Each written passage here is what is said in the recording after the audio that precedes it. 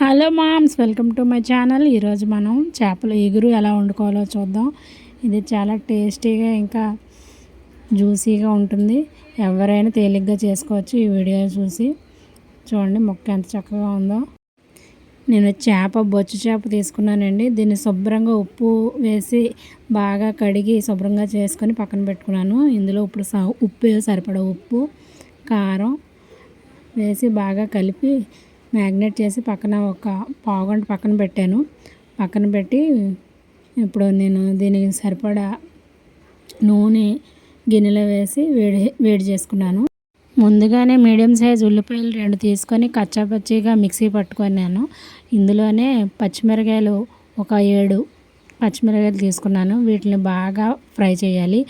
మనం golden fry లాగా అవ్వాలి. ఇవి అంత బాగా ఫ్రై అయిన తర్వాత దీంట్లోకి నేను జీలకర్ర, వెల్లుల్లిపాయ, కొబ్బరి ముక్క, అల్లం ముక్క ఇవన్నీ తీసుకొని బాగా మెత్తగా పేస్ట్ చేయాలి. ఈ మెత్తగా పేస్ట్ అయిన మిశ్రమాన్ని ఈ వేగిన ఉల్లిపాయ ముక్కల్లోని పేస్ట్లో వేసుకోవాలి.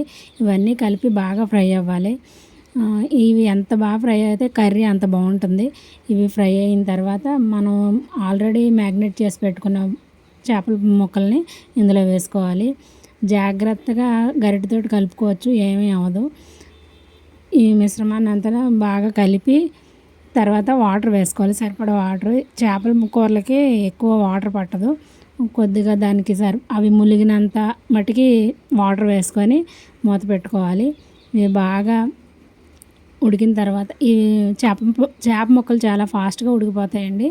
అందువల్ల మీరు మంటని మరీ హై ఫ్లేమ్ కాదు, మరీ తగ్గించకుండా మీడియం ఫ్లేమ్లో పెట్టి ఉడకబెట్టుకోవాలి.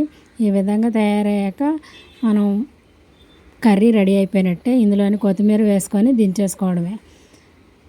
ఇది చారు కానీ, రసం కానీ, పప్పుచారు కానీ సైడ్ డిష్గా పెట్టుకొని ఈ కర్రీని మనం చక్కగా తినచ్చు. Thank you. మీకు ఎవరికైనా నచ్చినట్లయితే ట్రై చేయండి. అలాగే ఈ కూర మీకు ఎలా కుదిరిందో కామెంట్ చేసి చెప్పండి.